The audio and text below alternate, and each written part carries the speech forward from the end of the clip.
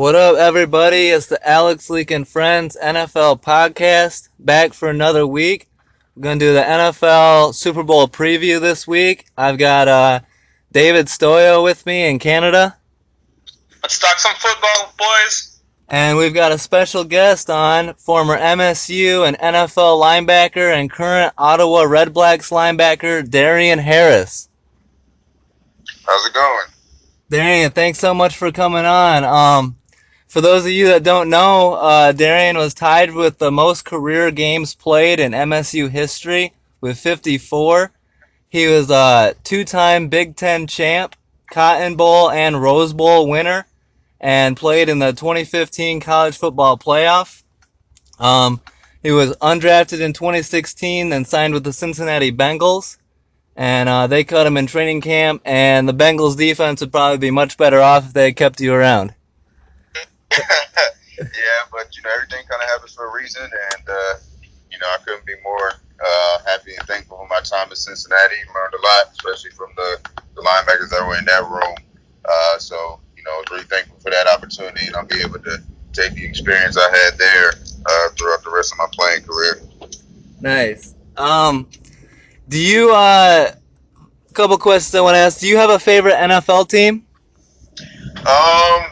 I grew up a Cowboys fan. Nice. It was just kind of something that ran in my family, all the way back to my great grandmother, so I didn't really have a choice. And it was kind of interesting growing up in D.C., obviously being in Washington, so I was a fan of the rival team. So that kind of made it fun. But yeah, I always grew up a Cowboys fan, and I kind of stuck with that all the way through, kind of through college until it got time for me to move on to the professional level, and then just kind of became about whoever was going to give me the opportunity. But I don't really think you can ever kind of shake fandom. So definitely still root for the Cowboys, but not nearly as hard as I did growing up. Nice. Are you are you a believer in Dak Prescott? You like what he does, the quarterback spot? Yeah, I really do. It was kind of one of those diamond in the rough findings. Getting drafted in a later round like he did, and obviously made the most of his opportunity when Tony Romo got hurt. But I definitely am a believer of what he brings to the table. He's obviously a leader. He's got a great grasp of that offense. It obviously helps to have a back like Ezekiel and behind him, and that offensive line, probably the best offensive line in the National Football League, in front of him. But I think that as the years progress, he'll figure out more and more about what is best for him in his game. I think everybody kind of look at last season and say he struggled when Ezekiel went out, but it was different territory. Yeah. And I think it also shows on the other side of it the importance of having a really good running back, which is something that I think a lot of teams try to kind of do away with. But then when you look at obviously what Ezekiel does in Dallas, what Le'Veon does in Pittsburgh, what Leonard Fournette was able to do in Jacksonville, you really understand the importance of the running back position. So we probably will see a guy like Saquon Barkley go in the top 5 in this upcoming draft. Yeah, for sure. Stoyo, do you have a question for Darien? Absolutely. What is it like to play in the Rose Bowl? Oh man, it was unbelievable. When I first got to Michigan State in 2011, that's all everybody talked about was Rose Bowl, Rose Bowl, Rose Bowl. Getting back to the Rose Bowl, hadn't been to a Rose Bowl, since the 80s, and that's all we ever talked about. That was what was seen as the pinnacle, as the ceiling for Big Ten football, was playing in the Rose Bowl. And that 2013 season, we were able to get there. And obviously, you get to spend a weekend in Los Angeles, California. Got to stay in the JW Marriott there. Got to play, obviously, in the Rose Bowl. And, played against a great opponent in Stanford. And it was one heck of a game that we were able to pull out in the end. So, be able to say that you won a Rose Bowl at Michigan State, and it means a ton. It means a lot, especially, like I said, having not won one since the 80s. And something you can take with you for the rest of your life. Yeah, that's awesome. That's got to be a great experience. Who would you say was your most difficult opponent coming up, team and then player? Most difficult team. I probably have to say Alabama. Honestly, the outcome wasn't wanted, and everybody knows, what Alabama's capable of, and obviously I only got to play them once, but it was a great experience being in the college football playoffs. And, for that day, they ended up, just executing a little bit better than we did. But we still put up a great fight. I still, to this day, believe that game was a lot closer than the score said. Mm-hmm. We just, they just kind of pulled away in the second half. But, some things that happened differently at the end of the half, and we were able to go in the halftime, at 10-3 or 10-7, like we had an opportunity to do. I think the outcome of that game could have been different. Player wise, I definitely give you two. Okay. The most difficult overall player I ever played against was Marcus Mariota. Played against him my junior year. Oregon out at Oregon, and they would win that game also. Game we had won. I actually missed a sack on him. Third and long situation. Defense coordinator called a perfect blitz for me, and he pulled a Houdini act for him and kind of had his Heisman moment on him right there. So it was to make a play and beat us. And then another one is Saquon Barkley, who was a guy that I only played against his true freshman year, but I knew right then and there he ended up being the best running back I ever faced, and probably the best running back in the country. And obviously, he showed last year that he is that, and will go pretty high probably in this draft. Yeah, absolutely. Those are some hell of a players. Stoyo, do you have another question? You come from arguably one of the best times at MSU in football history. What do you remember most about that time? Definitely the guys I played with. When we came in 2011, they had they had just won a Big Ten championship in 2010. But when a lot of us had committed, it was before they had won that Big Ten title. So we were kind of committed with the idea that Coach D'Antonio was going to create a special atmosphere and create a special program as he was starting to do. And when we got there in 2011, we came in with a mission. We wanted to bring a Rose Bowl to Michigan State, which we were able to do. We wanted to win Big Ten championships. We were able to win two. And as we progressed through the years, as the college football playoffs came around, we wanted to make it there, and we were able to do that. And we were able to walk out the doors and win in the senior class of all time. So definitely the guys I played with a lot of special guys from my class. Played with a lot of special guys that came before me. When you think about Le'Veon Bell and Kirk Cousins, they'll probably be the two highest paid players in their position next year. Yeah. To have those guys come from Michigan State and to say I was able to play with those guys and suit up with those guys is pretty special as well. Yeah, that's awesome. Those were some very talented rosters, and it was fun watching you guys play. Speaking of Kirk Cousins, we had some late breaking news tonight that affects him. The Chiefs traded quarterback Alex Smith to the Washington Redskins. And so that almost assures that Kirk Cousins will be leaving D.C. and going somewhere else. What do you think of this trade? I think you just nailed it on the head. I think it means that Kirk's going to enter free agency and really test the market, and he's going to come out probably with a contract that's bigger than Matthew Stafford's and David Carr's. So, we wish nothing obviously but the best for Kirk, and he's had some great years in Washington, and I think it'll be good for him to get a change of scenery. There's a lot of places out there that are ready to compete and just looking for a quarterback. Think of San Francisco, maybe even Denver. There's a lot of places out there that need a quarterback, and Kirk is definitely the guy that can get the job done. Obviously I'm from DC, so I got a lot of Washington fans that are my friends. So it'll be interesting to see how they feel about Alex Smith kind of stepping in, kind of pretty much automatically as the starting quarterback there. But I think this is good for Kirk. Like I said, to test the market. I think it was kind of inevitable he was going to be out at Washington after last season. Yeah. Anyways, and we kind of end up having to see where he goes. Stoyo, what did you make of this trade? This is a pretty shocking move by Kansas City. I thought Kansas City was looking to move Alex Smith. I'm surprised it happened this quickly, especially since Alex Smith just posted his best career year. Yeah. He has something like 25 touchdowns for 5 picks, I believe. 26-5, posted 104 QB rating, picked up a lot of yards on the ground. I think it was a little bit premature. I think it would have been great for Patrick Mahomes to sit behind him for another year. Maybe the Chiefs were looking for a scapegoat after what happened in the playoffs. But I would have waited another year. Yeah, it'll be interesting to see. I mean, how much better does Alex Smith make the Redskins compared to Kirk Cousins? That I don't know. I mean, it's coming off a great year, but he had a lot of weapons around him in Kansas City, and I don't know if he has those same weapons in DC.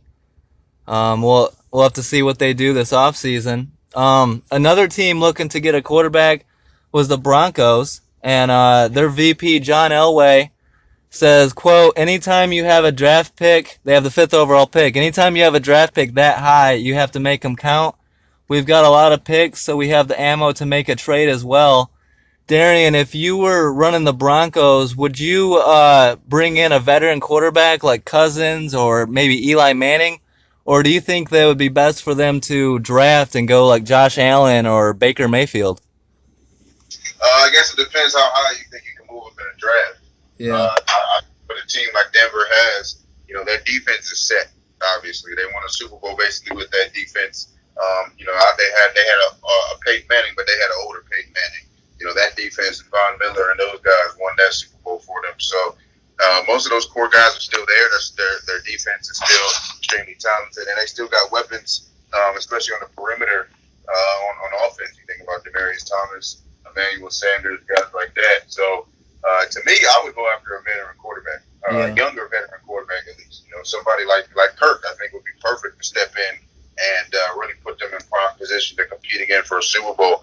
Unless, like I said, if you can, trade up high enough to get a Josh Allen, who after his Senior Bowl performance will probably go number 1 overall, or a Baker Mayfield, maybe a Josh Rosen, then I could go ahead and do that. But I think that, especially John Elway, knowing quarterbacks, he's going to want a guy that understands how to play in the NFL right now and doesn't really need to be groomed. Yeah, it's a good point. Stoyo, what do you think on the Broncos' future? I think right now the defense is set, as Darien said, and you should try to win right now. Mm-hmm. So you would have to go for a veteran QB because that championship window is closing really fast. So you need to make another push for it. I don't think you have time, or there's a QB that is NFL ready to win now. So I believe you have 3 years until Von Miller and the defense get older. So get someone like Kirk Cousins, and make a Super Bowl run again. I would break the bank and give him the biggest contract in NFL history. Yeah, because my MSU boy doesn't get enough love. I don't know what else he needs to do. Yeah, and we all saw in college, if you give Kirk Cousins a nasty defense, the sky's the limit. I would love to see Kirk Cousins with a nasty defense like what they got in Denver. Or a guy like Eli Manning. You saw what he could do with a nasty defense. The Seahawks safety Earl Thomas has 1 year left on his contract and was quoted as saying, "As for my future in Seattle, I think if they want me, money talks." This comes after Week 16 when Earl was seen and heard telling Cowboys head coach Jason Garrett to, quote, "come get me." What do you think, Darien? You're a Cowboys fan. Would you like to see Earl Thomas and with a star on his helmet next year? Yeah, I think everybody that's a Cowboys fan would love to see that. Yeah. Played in Texas, so he's got a lot of roots there. Obviously, he's still one of the best safeties in the league. And that quote, after that game was pretty interesting to Jason Garrett. But it's a matter of Seattle wants to break up the Legion of Boom, which obviously I wouldn't recommend just because of how talented of a player Earl Thomas is. But we've seen, obviously, we see with this trade here, we see how things move and shake in the NFL that, you don't never know where you're going to be. Even all sports. I mean, we wake up yesterday hits the airways actually, yesterday afternoon that Blake Griffin's on the move. Yeah. So you just never know what's going to happen in the world of sports. So nothing surprises me anymore. I wouldn't be surprised if Earl Thomas was wearing that star on his helmet next year, or shooting up somewhere else. Yeah. After his contract runs out. Stoyo, Seattle seems to be in a bit of a transition mode. They've got veteran defensive players like Richard Sherman and Michael Bennett rumored to be possible cap issues heading into the offseason. And then you got safety Cam Chancellor and DN Cliff Averill trying to come back from potential career-ending neck injuries. The Seahawks could look much different in 2018. What do you think the Seahawks should do going forward? I would try to keep as many people as I can on that defense. Yeah. And possibly re-sign Jimmy Graham, who's also a free agent. Yeah, it's possibly that Seattle's going to turn the page. They had a championship window, and it's closing really fast. This past season, they made several moves trying to win now, and it just didn't work out for them. I love that team. I hope we get a couple more years. I still believe that they should have won 2 Super Bowl, not just the one. But when you don't feed Marshawn on the one, shit happens. It's a good point. Darien, as a linebacker, you gotta like this story. I find myself rooting for UCF linebacker Shaquem Griffin, who at age 4 he had his hand amputated due to a hand syndrome pain, and he's played through it and he's made the most of it. Playing with only one hand, he registered 74 tackles this season and led UCF in tackles for loss with 13.5 and in sacks with 7. His twin brother, Shaquille Griffin, plays for the Seahawks and is a starting corner alongside Richard Sherman. And Shaquem just got invited to the NFL Combine. I believe it was today or yesterday. So good to see. And what do you think of Shaquem Griffin going forward? I think he's a heck of a player. I think he had, if you read up, on the Senior Bowl week, I believe he was with the Houston Texans coaching staff, and Bill O'Brien had him playing a bunch of different positions, rushing off the edge, some linebackers, some safety. If you can play, you can play. Now, obviously, this would be something we've never seen before, but he'll have an opportunity. He'll be in a camp. Whether he gets drafted, I'm not sure. I guess it kind of depends on his combine and what he's able to show there. But at the end of the day, like I said, if you can play, you can play. And he's been a defensive player of the year in his conference. He's shown the ability to not let his disability hold him back. And I think that a team will definitely, want a guy like that in the locker room that has a great morale. And he can end up being a phenomenal special teams player for his entire career and make a living off of that, as well as breaking into a defensive rotation. I definitely wouldn't be surprised if he did that as well. Yeah, I definitely find myself rooting for him. I think that's a cool story. So on Sunday we had the 2018 Pro Bowl. They had different rules for this game, no kickoffs and no blitzing and stuff like that, like usual. The game was in rainy Orlando, and the AFC overcomes a 17-point halftime deficit to beat the NFC 24-23. Raiders quarterback Derek Carr comes through in the clutch with the game-winning touchdown to Titans tight end Delaney Walker, who registered 4 catches for 29 yards and 2 touchdowns and was the offensive MVP. Saints quarterback Drew Brees throws for 66 yards and a touchdown. Vikings tight end Kyle Rudolph catches 7 for 70 yards. And the Cardinals star corner Patrick Peterson catches 2 interceptions. Broncos star linebacker Von Miller collects the game-winning strip sack fumble and clinch the win and was named defensive MVP. Darien, do you enjoy watching the Pro Bowl, and did you watch this one? No, not really. It's not real football. I'd love to play in it one day. Yeah. Because that mean I'm an all-star, but those guys know that they're not going to go out there and get hurt and things of that nature. So I'll flip back and forth to it here and there. Yeah. Hopefully see a fun. The only thing you can really see out of those games is like a nice catch or something, which I think T.Y. Hilton might have had a really good catch. Yeah. But other than that, you're not really going to see anything. The real football play we saw was the very end when Von Miller came around the corner and Yannick Ngakoue as well. So that's really the only football plays you're going to see in the Pro Bowl. I did watch the skills challenge. I enjoyed that a lot more because, I like what they've done with that, the receiver drills and things like that. The kicking challenge actually might have been the most exciting part of the skills challenge, the kicking tic-tac-toe. I mean, that really shows the type of skill you got to have to be a professional kicker, to not only be able to knock the ball through the uprights, but able to put it through those squares and tic-tac-toe. That's pretty impressive. So I definitely enjoyed the skills challenge a lot more than I enjoyed the actual football game. Yeah, I feel you. I'm not a huge fan of it. They blow the whistle before anyone gets tackled anyways, and it's just a different game. Yeah, like you said, it's not really football. Stoyo, did you watch the Pro Bowl, and what did you think of it? I did not. I thought it was going to be starting at 4, and I got there a little bit late. I turned the TV on. It was already over, but you don't hear me crying over it. Yeah. It was just a non-game for me. I watched the highlights. I don't know, I miss the days when it was in Hawaii, and the players were trying a little bit more. Yep. But I'm just waiting for next week impatiently. Yep. And speaking of next week, let's talk about the Super Bowl.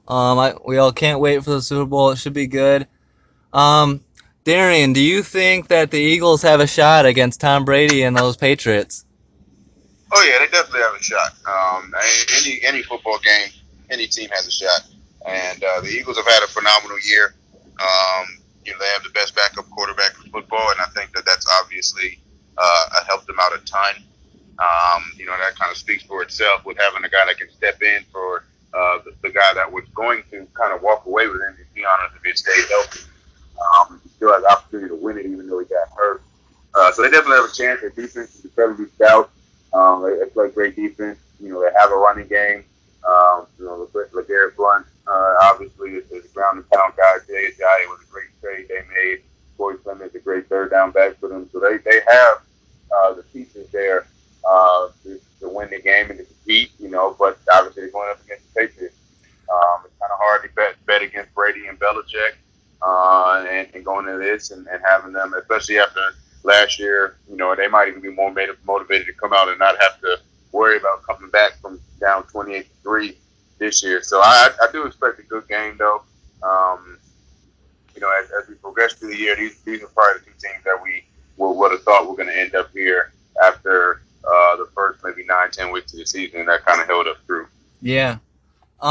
As being a Spartan in those games, Michigan State was often the underdog, often not given the credit that they deserve going into big-time matchups. The Eagles have been underdogs the entire playoffs, and it shows that it really matters to them wearing the dog masks and stuff. Do you think that being underdogs, they can ride that momentum? Do you think that's a key factor? Yeah, I think that it definitely helps. You got to find motivation any way possible. Now, obviously, you shouldn't need any more motivation than winning a Super Bowl, but any little bit helps. Taking the dog masks and kind of carrying that throughout the playoffs as kind of their mantra, I think has been beneficial to them because it is weird to have home field advantage and be considered underdogs throughout the playoffs. Yeah. So it's different territory. Obviously, they were probably going to be underdogs in this game whether Carson Wentz was healthy or not. But they've already dealt with that stigma throughout the entire playoffs that they can also incorporate that into this game. Go out there with a chip on their shoulder and compete against the best because that's who they're playing against. Yeah, should be really good. Stoyo, LeGarrette Blount and Chris Long are on the other side this year. They're on the Eagles going against their old team. Do you think that plays a factor in this game, and do you think the Eagles can possibly win it or at least keep it close? Absolutely. I picked the Eagles last week. I'm going to pick them again. It's hard picking against New England, but it's possible. You play the game for a reason. It's not won yet, and New England has everything to lose. while Philly is pretty much playing with the house money. And I would just go for it and not play scared football and just go for the win. In the last 7 Super Bowls that the Patriots have been on, do you guys know how many points they scored in the first quarter? I know it's not much. I was about to say, it's probably not high. It's 0. They have not scored in the first quarter. Wow. So you need to get on top of New England fast and try to score as much as you can, and don't give Brady a chance to come back. Yeah. So that would be my strategy. Try to make it a 2-possession game and take it out of Brady's hand as much as you can and pressure him. Yeah, I think that defense is nasty, and if the key to beating New England comes down to pressuring Brady and getting to, he gets the ball out so fast and makes it very difficult. Steve Spagnuolo came out a day or two ago saying that he believed that the Patriots were stealing signs against the Eagles in 2004, and that was a big part of why they beat them, because they were identifying the blitzes. They knew every time the Eagles were blitzing. Do you think that would play a huge factor, and do you think that that's like, is that cheating, or is that just outsmarting the opponent? What do you think, Darien? It's an interesting situation, obviously, when you think about how much NFL teams use signs. Any football team uses signs. So, I guess hide them better. I don't know. I mean, the Patriots are always going to get a bad rap, and it's so hard to prove that, obviously. But yeah, I guess hide the signs better. It's a tough situation because there's so many other things you got to worry about going to a football game, and now you got to worry about changing your signs, configuring your signs. I mean, players should watch enough film study that they should have a pretty idea, a good sense of what's coming anyway. So, yeah, how much stealing helps you, I'm not too sure. Yeah, all right, that's good to know. So let's get into predictions, official predictions. Darren, who do you have winning, and by how much? I think I'll go with the Patriots. It's so hard to bet against Belichick and Brady, and I'll go ahead and say 24-20. Nice. What do you think, Stoyo? For the score? Yeah. Or just overall? The score, I'm going to say 31-28, Philadelphia Eagles. Nice. Yeah, I was thinking along the same lines as you, Darien. I think that the Eagles are going to make it a good, close game, hard fought, and Brady just seems to come through in the clutch. I've got, I think 4 points is right on. I would say the Patriots 21, Eagles 17, something like that. So, should be a hell of a Super Bowl. I can't wait. I hope it's a good game. Thanks for coming on, guys. Thank you, especially Darien. Thank you to the listeners. You guys are awesome. Don't forget to subscribe and tune in next week. And have a great week. Thanks again, Darien. And have Thank you very much. I hope that you have a lot of success in the CFL, and I'll be watching some Ottawa football. Thank you. Appreciate it. Yep. Go green. Go green. All right. Peace out, guys. Thank you.